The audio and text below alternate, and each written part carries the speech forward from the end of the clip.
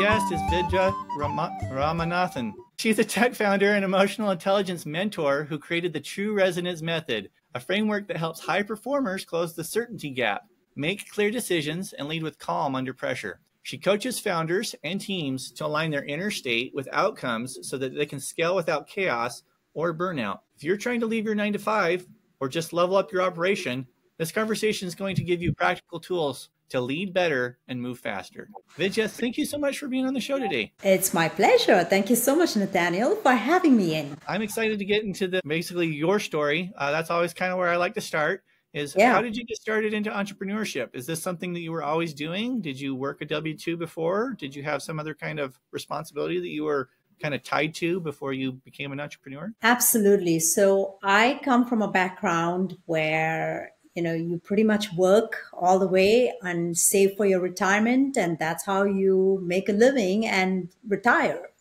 But my entrepreneurial journey actually started when I was pretty young. I didn't realize that it had started at age 7 or 8. Because what I loved the most, I didn't grow up with a lot of toys. What I grew up with was a whole bunch of, objects around me, like transistor radios that were always broken and sewing machines that were broken. And I was always curious what was inside these things. So I would kind of tear them open and look at them and go. And, my grandmother would look at me and say, that's not working, So I would say, I think I should get it to work, and I would get them to work. So I had this very interesting trait, even as a child, that I wanted to really break down things and put them back together. And that is a journey. I didn't really make anything of it when I was a child, but I packed up my bags. I was living in India. I was born in India, and I packed up my 2 suitcases at age 22 and immigrated to the United States in 1995. And after doing my second master's degree in California State University in Fullerton, I decided to go do the corporate thing again. It was the greatest thing to do. It was the dot-com boom at the time. Oh, yeah. So I was in, and, I did a lot of fun projects. And then I was in this company working for a financial services company. I really had a lot of fun doing like innovative projects with them. And I would watch this guy. He was a serial entrepreneur. He was my boss, serial entrepreneur, multimillionaire. It started up many, many companies and turned them, exited them. And it was fascinating because one day he said, the only way you're going to do anything different with your life is to become an entrepreneur. Remember that. Mm. And it really stuck with me because he saw my innovative spirit. He saw what lit me up as a person. I would go and take on these projects which nobody else would take on because they were just too risky to take it on, So he saw that in me and acknowledged in me that ability. And that is what actually got me started on my journey. And it was a funny little thing because when I became an entrepreneur, I remember the last day when I turned in my resignation, he looked at me and said, I should never have told you that. But he said, I want you to know that you're going to be just fantastic. It's going to be tough, but you're going to be fantastic. And so in that first year of my entrepreneurship, I hit it big. And back in the day, in 2008, my gross take home in that one single year was $500,000, just in that one single year. And it was a fascinating experience because all I knew was, oh my God, I want to make this better for so many of the people who are going to come in and work with me. And so I was a consultancy. I did IT consulting for large scale projects, programs, and creatives, Fortune 500s, hundreds for a very long time. So that's what started me off on the entrepreneurial journey. And I've been an entrepreneur with 3 to 4 businesses at this point. That's incredible. I think it's kind of interesting you mentioned that he was the person that pushed you in that direction. I had a similar kind of experience. I had realized that there's a glass ceiling on how much you can earn working an hourly job. And so I started exploring what the options were. And I went to this live event where I heard Mel Robbins speak. And she said something along the lines of, if you do it messy and do it scared and do it imperfect, that's okay. You just have to do it anyway. And for some reason, that was the permission that I needed to go out there and start taking action, even though I was still afraid after the things that I went through. And so that's really interesting that you had somebody that pushed you. And I like the fact that that's the case. I find that that's a common pattern with a lot of entrepreneurs is someone tells them, hey, this is a possibility for you. Yeah. Yeah. And it's, it's really interesting because if I go by my family dynamics, I would never be in entrepreneurship because there's not a single person in my family, in my immediate family, that even embraces entrepreneurship. And what's interesting, even more interesting, is that on my dad's side, my grandfather, who I've not seen my grandfathers on either side. I never met them, I never had the privilege of knowing them. But my grandfather on my dad's side had a business, and that is the only business in the entire family, and he had it during World War II. And he actually passed away from the heartbreak of losing his business. He had a heart attack after he lost his business, and that's how he passed away. So, it really didn't get passed on to anybody, but it skipped a generation and came right to me, which is so beautiful because part of it is I get to work on the mindset piece, the emotional connection piece to the business and to the work so that people can stay really true to what their true priorities in life are and what intrinsically motivates them to want to be in entrepreneurship. So it's that concept. I think we were talking about this before we started, which is the idea of that being that visionary in your space, so that is really the beauty of entrepreneurship, in my opinion. So it's beautiful that you are on this path, on the same path, and embracing that and bringing that forward in yourself. Well, thank you. I appreciate that. We're both in Dan Martell's coaching program.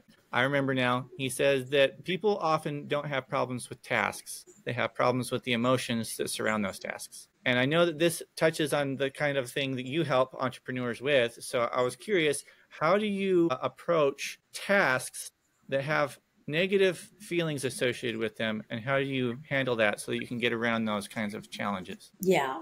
So I think human beings, I'll start off by saying this, it's human nature, right, to want to feel good doing everything, But the reality of life is that we grow through the things that don't actually allow us to feel good sometimes, But I also believe that there is a balance to be had between those two points of not enjoying something to enjoying something and being able to bridge that gap so that it's not too far apart. So my philosophy has always been, because I've been a somatic therapist for nearly 3 decades, almost as old as some people on the planet, right? My approach has always been to view entrepreneurship as an opportunity to grow and to step by step increase our capacity for pain and challenge.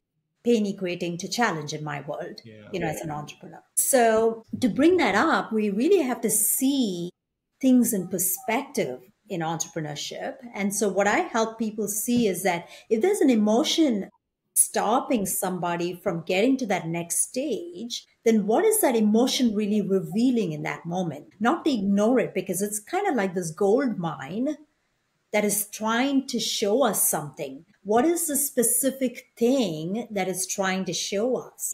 Recently I was talking to somebody who was feeling like he was procrastinating. It's a client of mine. I'm just procrastinating everything. Why is that? And I'm like, I asked him one question. Is the thing you're doing your zone of genius or not? And he looked at me and said, in reality, it's not.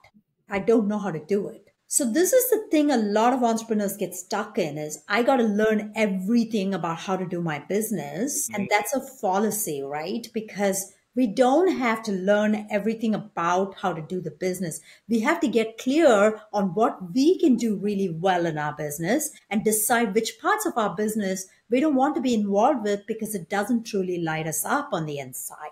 And this clarity is super important to actually enjoying entrepreneurship. I've been on both sides, and I can tell you from my years of entrepreneurship experience, this is the one truth that always comes to light. is trying to get involved in the 100 different things will erode your love for the 10 things you do really, really well. Okay. Got to be very, very microscopic, very surgical when it comes to that. So that's what I call the zone of genius. The next step beyond the zone of genius is to understand how entrepreneurship fits the larger priorities you have for life. Some people want to create financial freedom. That's their goal for entrepreneurship. Some people are doing it because they have a legacy they want to leave behind. Some people are visionaries. They'll keep on innovating. They'll keep on growing. They use entrepreneurship, like myself, I use entrepreneurship as a personal growth platform, and helping others grow as well as myself. Because every time I see a client has a challenge, I know it's a part of me that hasn't had a breakthrough yet. So I see it more from the lens of reflection and growth. So everybody has a different set of meanings they associate to entrepreneurship.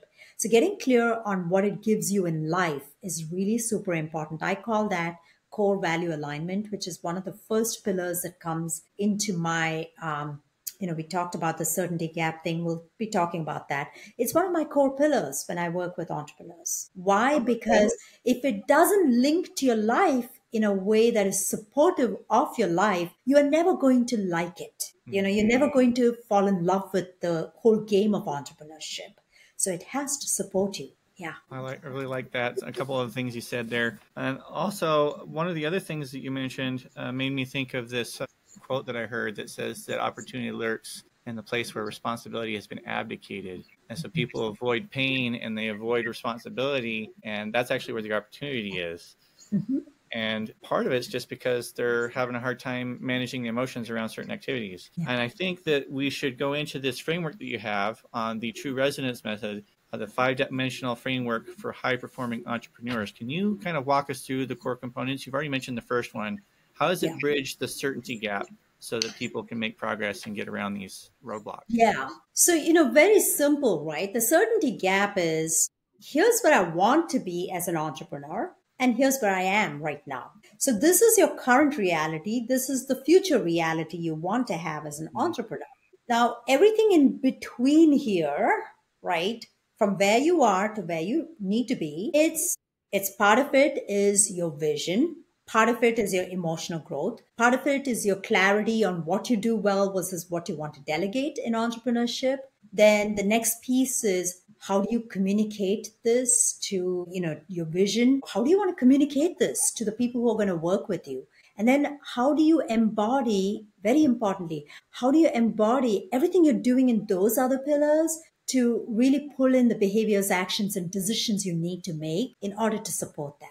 So the first pillar is always about core alignment. Core alignment is, what are my values in life? What are my core values in life? What is my zone of genius? Getting very clear on that. Even within the zone of genius, I might love giving my clients a breakthrough, but I might not like being on a phone call when I do that. I might want to have a face-to-face.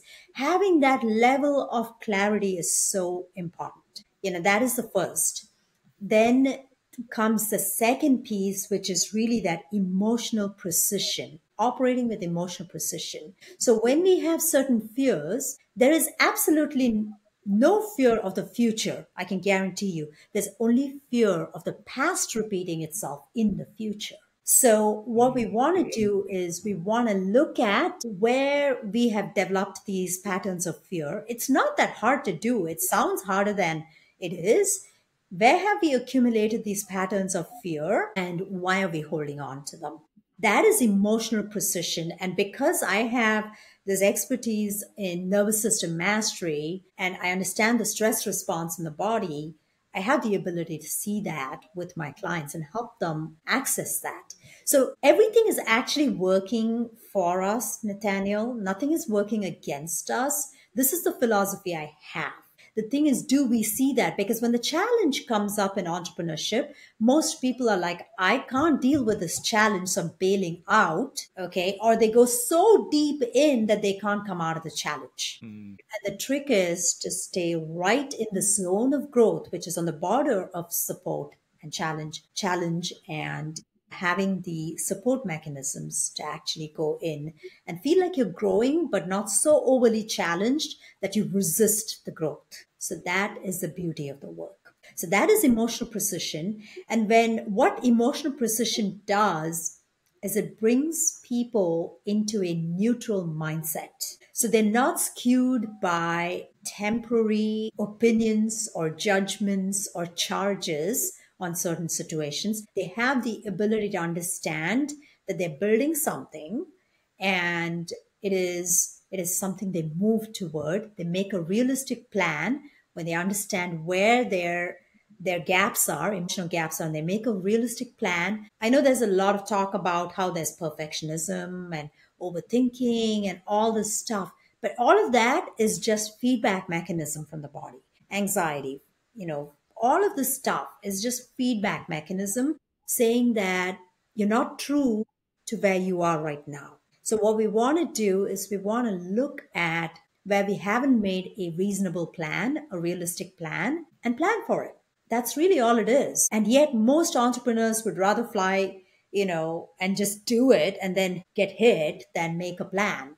And the plan actually allows you to have a blueprint of how you can operate, and it allows you to have clear strategies and tactics. I So really that's what like that that. emotional. Yeah, go ahead. I was going to say, I really like that you framed it this way because it makes me think of how muscle building and exercise works, because you have what's called progressive overload. And so Exactly. you're not overloading your system and all these other categories. You're in that optimal zone of growth. And I think that is a really good way to frame that. So thanks for that.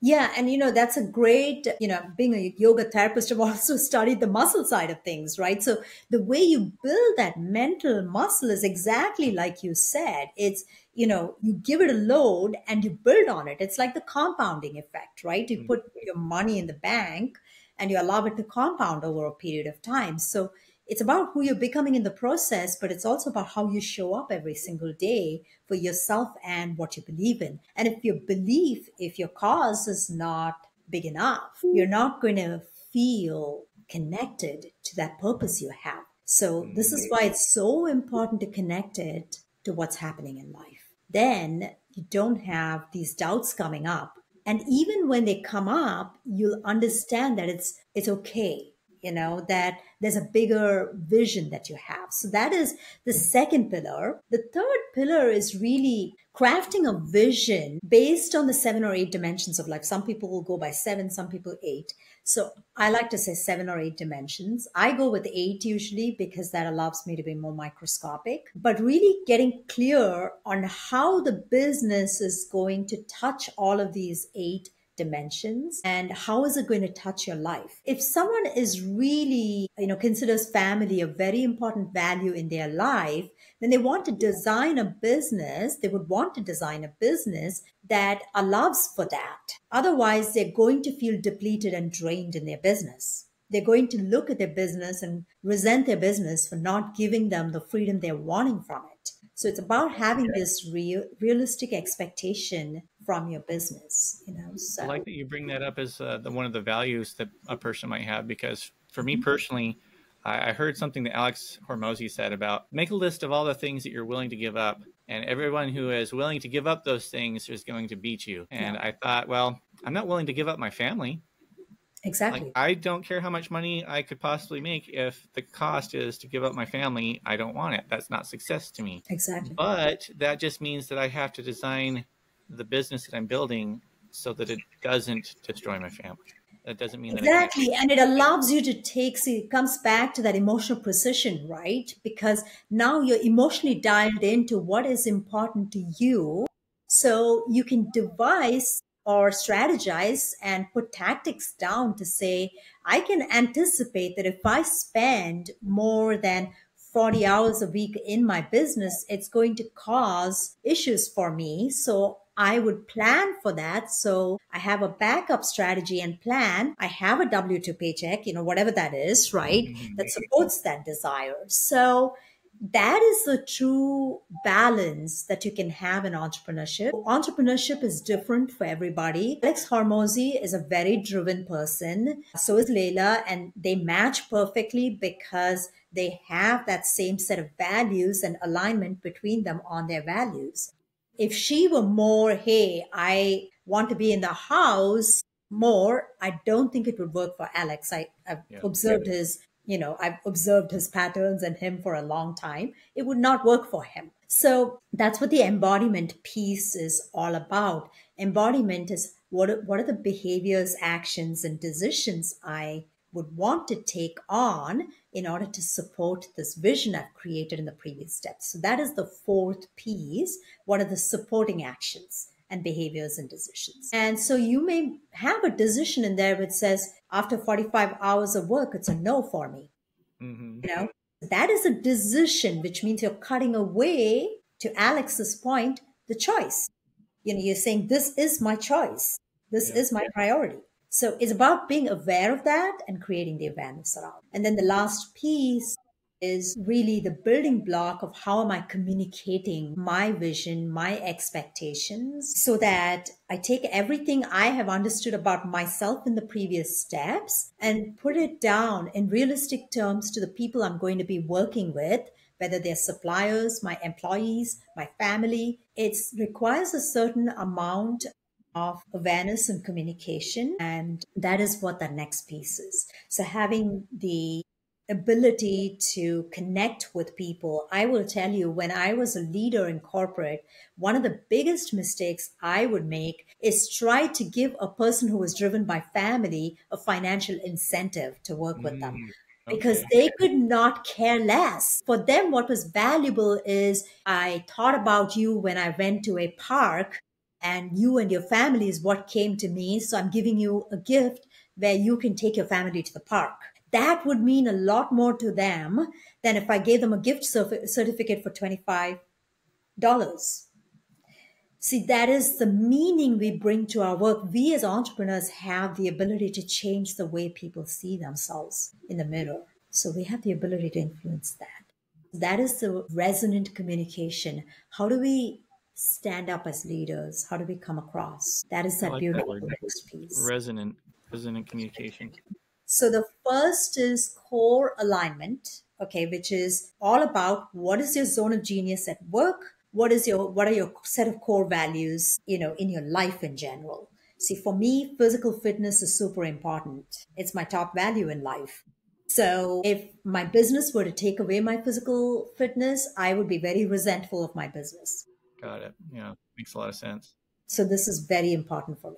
The second piece is the emotional precision. So that is the second pillar. And that is where you look at, okay, where am I in terms of my emotions, in terms of my emotional growth?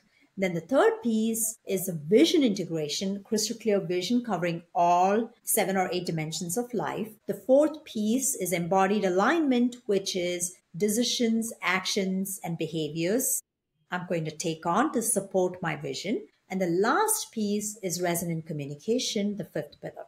Now, what we've done step by step through this model is we've taken all of the uncertainty that holds us back from being true business owners, true entrepreneurs, and given it more certainty. So that's what is the certainty gap. It's reducing the uncertainty and getting more certain about how we want to run our business, how we want to show up in our business every single day. It's the alignment that most entrepreneurs miss when they start. I think this is an excellent framework that you provided because one of my mentors has told me fuzzy targets don't get hit. So if you're not clear about what you're aiming at, you're not going to hit what you're looking to hit. That also makes me think of the book by Lewis Carroll, Alice in Wonderland, where she asked the Cheshire Cat, well, can you tell me where to go? And he says, well, that completely depends on where you want to get to. And she says, well, I don't suppose it really matters. And he says, well, then it doesn't matter where you go. Exactly. So you have to figure it out.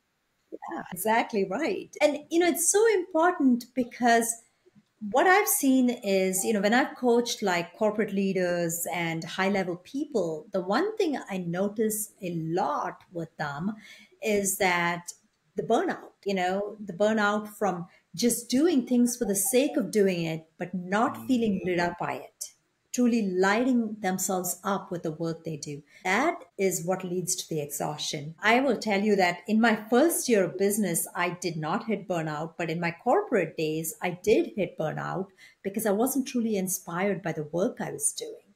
The money was great, but I wasn't inspired by the work I was doing. Out of So, alignment. yeah, it's about alignment. And I realized I had to let go of that specific corporate gig in order for me to come into alignment with what was important for me. So, really having that ability to lead myself was the most important skill set in emotional intelligence I could have had back then. I really like that. It's one of the things that I've had to learn because I think a lot of us aren't taught the tools that we need to regulate our emotions very well. Like, I think a lot of us turn to things like addictions or escapism just to get Yes. away from the feelings that we're experiencing. As someone who's both a multi-million dollar tech founder and someone who mentors about emotional intelligence, what's an emotional or mindset blind spot that you see most often in entrepreneurs, whether they're just starting out or they're in the place of like 7 and 8 figures? I'd say, a successful 7 or 8 figure business has a very clear direction and set of objectives. I've seen it over and over again, and there's certainty that they'll hit those objectives.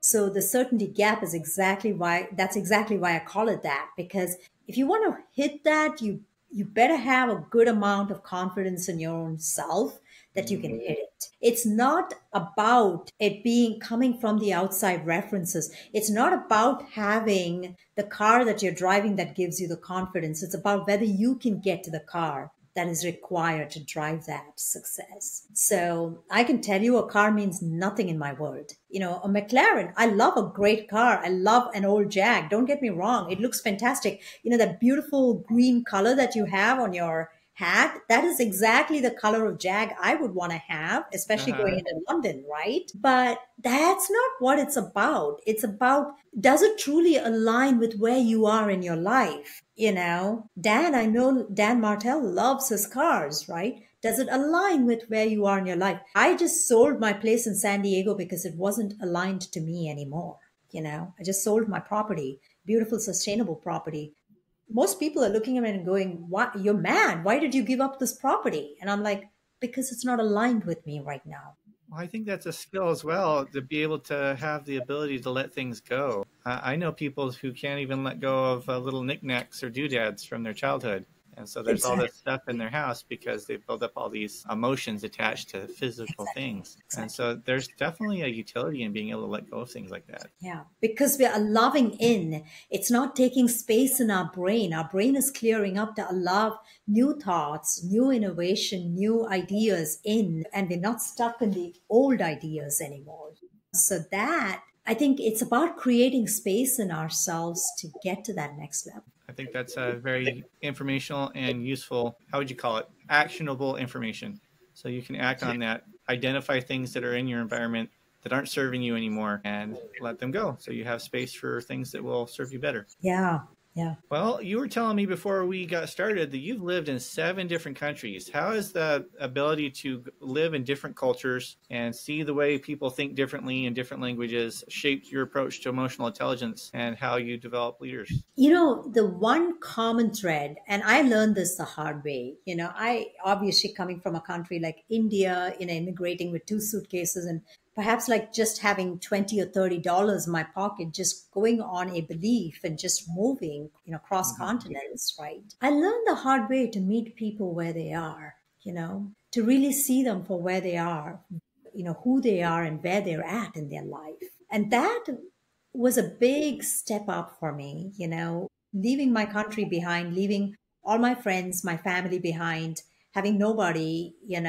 with me, moving, continents, right? And I've seen witnesses in myself every single time. Is that one experience taught me how to meet myself through others. And so I really embrace that. Like, I think we were talking about this just before we started, is a lot of people will tell you Parisians are snobbish. What I'll tell you is they're very warm hearted. I have the opposite opinion of it. And I have so many Parisian friends. It's so funny. I can go downstairs and have a conversation with the Michelin star chef downstairs, who he's a great guy. I've talked to him several times already, and so there's not a day when I'm not talking to somebody new. And it just teaches me to be humble to look at the culture I've learned even in Paris, don't ever walk into a store speaking English. Speak the French language even when you're broken in the way you speak it. And I walk in and then I tell them something as humble as, I do not speak French. I don't say, do you speak English? I meet them where they're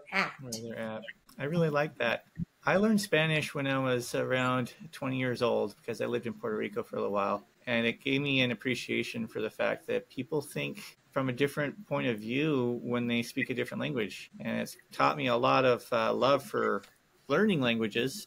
And I think that people who travel have an advantage that people who stay in one place don't get because they get to have more context around experience in the world. Oh, yeah. I mean, absolutely, hands down, Nathaniel. I will tell you because usually travel with my beautiful dog. I mean, she's small, but traveling with the dog is not, I'm on the road 10 months in the year. So it's actually not as easy, So I've had to, some days I would just go, oh my God, can something just like give me a break? And I didn't realize how much I was learning through that process. Okay.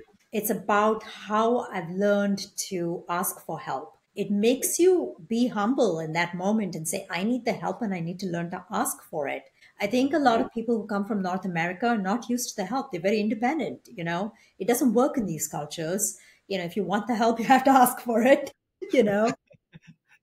So it's very interesting how different countries have made me expand in different ways.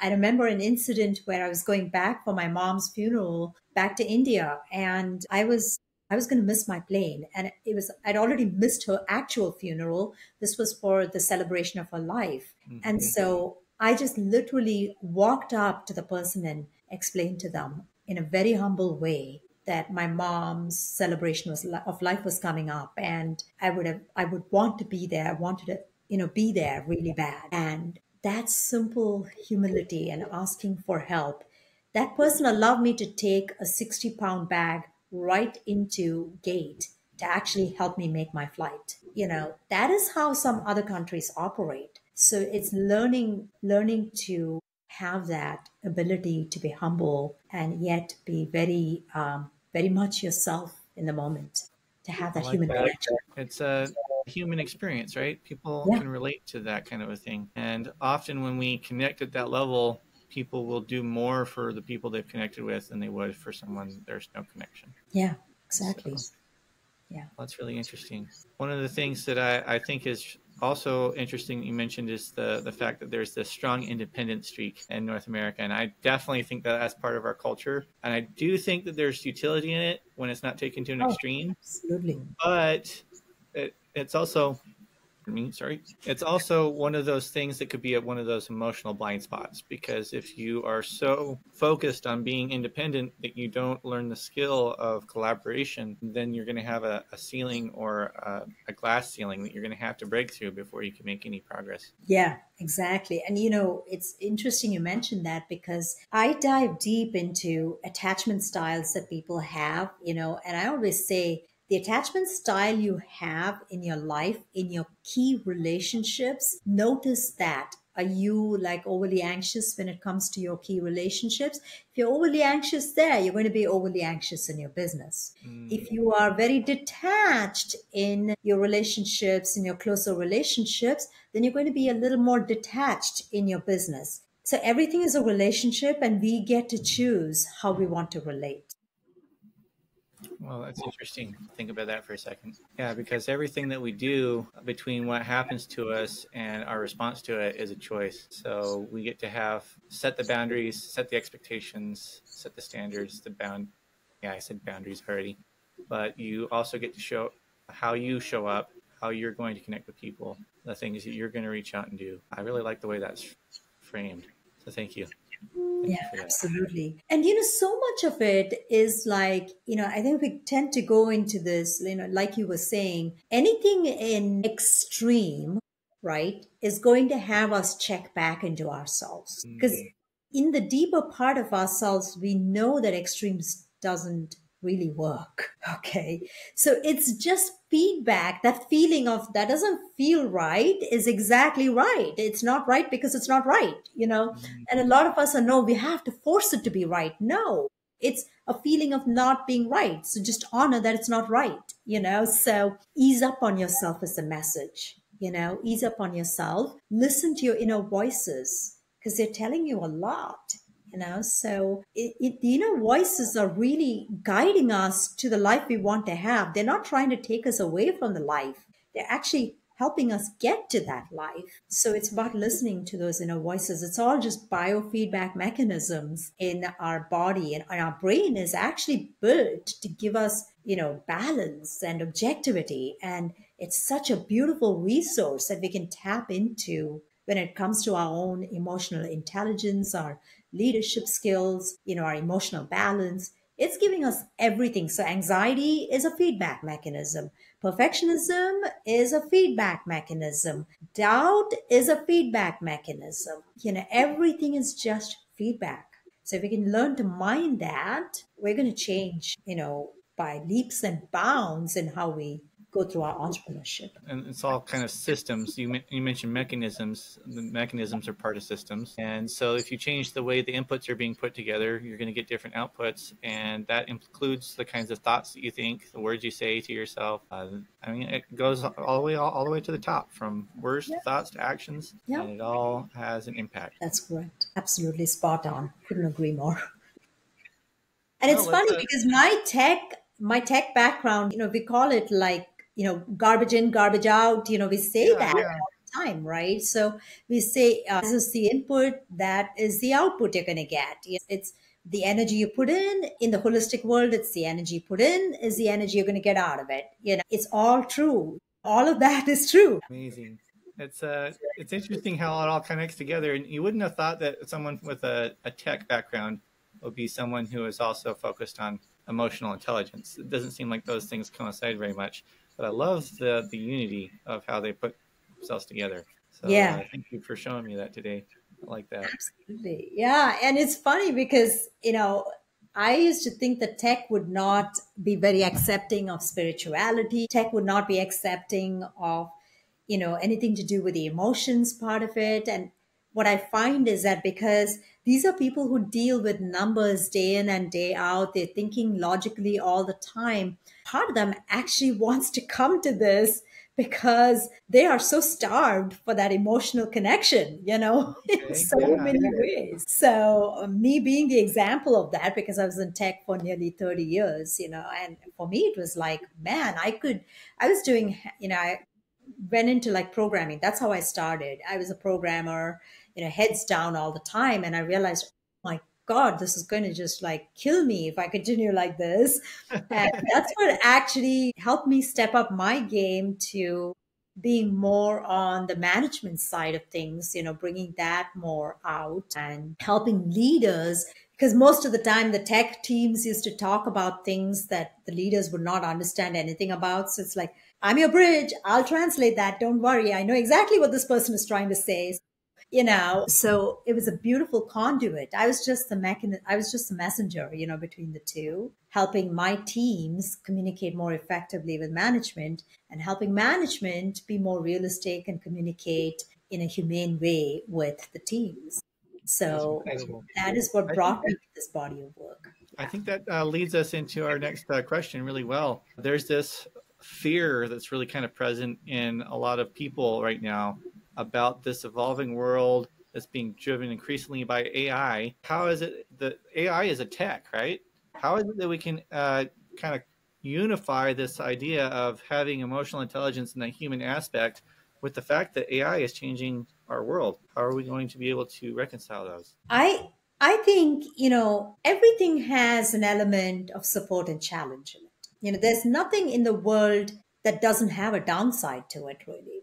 Okay. But there's also nothing in the world that doesn't have an upside to it. So will AI cause some problems? Absolutely. It's going to displace jobs. It's going to displace certain types of creativity. You know, it's going to displace those things. But I think a good leader's role is really to help their teams recognize what their zones of genius are and what their values in life are, and help them hone in on that piece so that they can use AI to support the areas that they don't care about that much, that doesn't light them up so much, that are more repetitive in their jobs. And this is a way to bring AI in to build human connection. I see AI as also helping a lot with human connection, because partly what's going to happen is it's also going to free up our time. Now, that's one of the benefits of using AI, is that it gives you time back. And so, what are we going to do with this time? We're going to invest it in relationships, whether that is you get your relationship satisfaction from work or whether that comes from your house. It doesn't matter. You're going to invest in relationships, community, and creating that. So, I think that's where AI is going to go toward. And will it cause challenges? Yes, because it'll cause introverted people to potentially remain more introverted, because they now can have a conversation with AI instead of having a conversation with the right person in front of them. But everything, I've learned this even through the dot-com boom and bust. Everything in life has a plus and a minus. You get to choose which side you want to play in. And it's also not about being blind to the minuses. When you see the pluses, recognize there's going to be both. Because there's two things that kind of come to mind with that. One is a quote that I heard from Thomas Sowell, which is, there are no solutions, only trade-offs. And then the second one is this idea that you can choose which side of the positive or the negative to play in. And one of the things that I've learned personally is that when I play in the negative, nothing goes well almost at all. And so there's no utility in being negative all the time. It's not going to do you any good. So maybe optimism or being positive all the time can be unrealistic in a sense, but it also is going to serve you way more than the negative mindset ever would. I have a very different opinion on this, because I don't actually fly with the positive mindset attitude. I'm a believer that the negative is where you're going to learn. So in effect, taking the negative and mining it for the information it's trying to give you, the message it's trying to give you, is where all the gold is. So I will tell you, one of the things I had as a behavior pattern in myself is when I was first starting in my tech career, I didn't want to rock the boat. So I would just go along with whatever my bosses said, never disagree, always keep them happy. This was my attitude. But you know what? It served me in the temporary time, when I was doing that, it served me. But over time, my bosses came to see me as a person who couldn't think for themselves. So I never got the promotions because of that. Okay. So if I didn't have that negative behavior though, how would I know that that's what I was doing? If I didn't have that feedback in myself, how would I know that that's what was causing it? Right. So this is why I'm like, you've got to mind everything you get, in life. So I am of the belief that you go back into that negative and you look at what is causing that cycle to happen. Okay. And that doesn't mean remaining positive. It means remaining neutral and objective, so that you have the confidence in yourself that you can make life work no matter which way it's going. So that was a monumental shift in myself. I worked very hard from 2008 until, I would say, I continued that work into 2019, end of 2019. And I continued that work every single day, but at a very massive scale, at an in-depth scale in my own life, until 2019, beginning of 2020, because I was going through a lot of life challenges at the time. And it showed me the beauty of life, really. It showed me the beauty of life, that what is perceived as negative, all the stuff from my childhood that I perceived as negative, was exactly what set me up to be successful as an entrepreneur. So throwing that stuff away would be like taking a part of myself and saying that doesn't apply anymore. How do I phrase this? I wanted to die, but I didn't believe I deserved the release of death, because I wasn't worth that. And what I learned over the course of the whole journey and going through all this is I learned that shame is a paralyzing force that prevents you from taking action. And so maybe it's not negativity specifically, but shame itself. And shame is something that's going to stop you from doing anything. And so you need to be able to, I don't know how you phrase this, enter a higher vibration than what shame is. And I think that neutrality and objectivity can be that higher vibration. So you Yeah, can it really is. actually Because find the things that are happening that are going to be beneficial for you. yeah, because you hit the nail on the head. Because if you go into a very positive mindset, then you're not prepared for what life will bring you. Because the Mm. reality of life is that you're going to have positive experiences and negative experiences, right? And so expecting everything to be positive all the time, it's like going in and Setting yourself saying, up for failure. exactly. And you're not prepared for it. You're not planning, you don't have plan B. And then you wonder, oh my God, what did I just do? I just killed all my retirement in this freaking entrepreneurship plan that didn't give me anything back. But just going back to the point of shame that you were raising, even shame is worth feeling when it gives you vital information about what you're being shameful about. And it's showing you where you are playing small in your life. To Mm. take it out means to take out that feedback altogether. So it's like this: you did a good job, but if nobody told you you did a good job, you would never know, right? So it's about recognizing that we need both types of feedback. Now, if someone always told me I did a good job and they never told me that I didn't do a good job, I wouldn't, get off my behind and do the things that I'm supposed to do to make myself better every single day. So I need both to grow. I can't grow with one, you Yeah. So know? there's, say, what are the extremes here? I can see the one on the one side is you're good just the way you are, right? And that's not going to motivate you to improvement.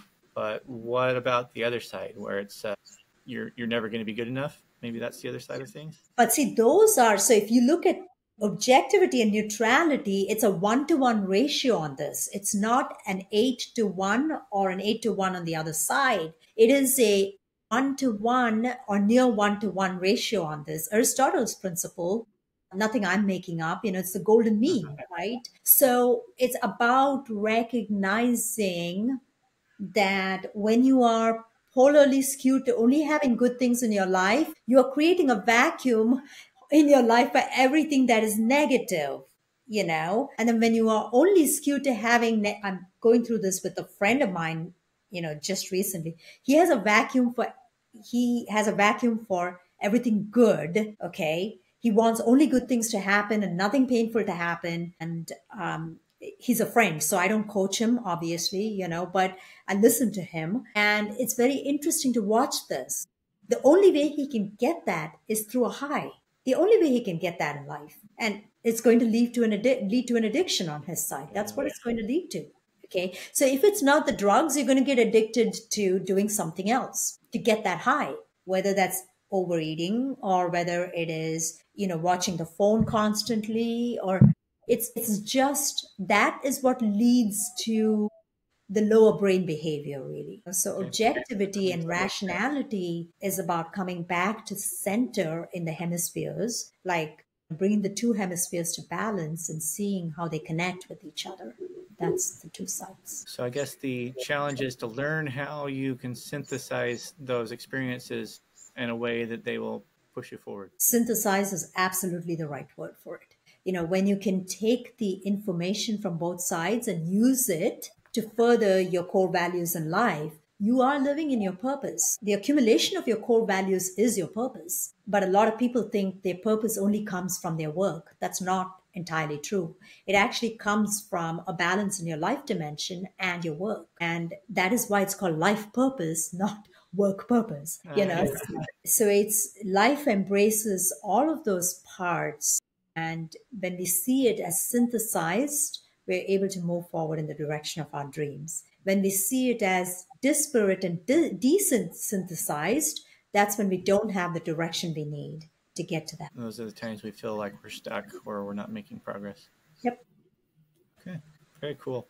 Well, I've definitely enjoyed our conversation today. This has been wonderful. I do know that you had mentioned that you have a framework for entrepreneurs.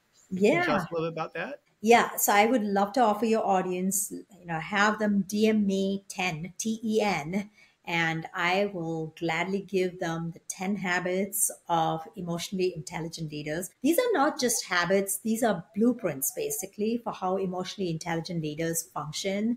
I didn't create this as a theory exercise. I created this in practice after working with a lot of high end corporate leaders and entrepreneurs. I created this as a guiding factor for many of them who kept saying, I keep falling back into old behaviors and old patterns. Even after we did the work together, they would keep falling back. So this is like the blueprint of this is what you want to keep in the back of your mind when you're moving forward as an emotionally aware and emotionally intelligent leader. Very awesome. That's something that I want to share with the audience is that I learned recently that they did a study on all kinds of billionaires. And one of the things that they found was the key element that made them successful was their ability to have emotional regulation or emotional intelligence.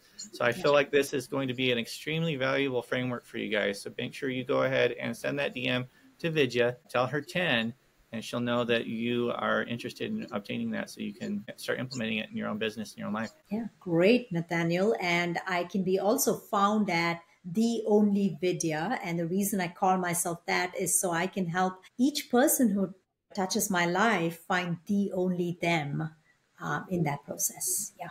I love that. I think it's important to remember that there's probably somebody out there in the world that's better than you at many things. There's only one thing that they're not going to be able to beat you at, and that is being you. Thank you so much for tuning in. This has been the Pot of Gold podcast, where we talk about wealth generation, finances, real estate investing, and, just teaching people how to be better entrepreneurs so that they can build the lives that they love.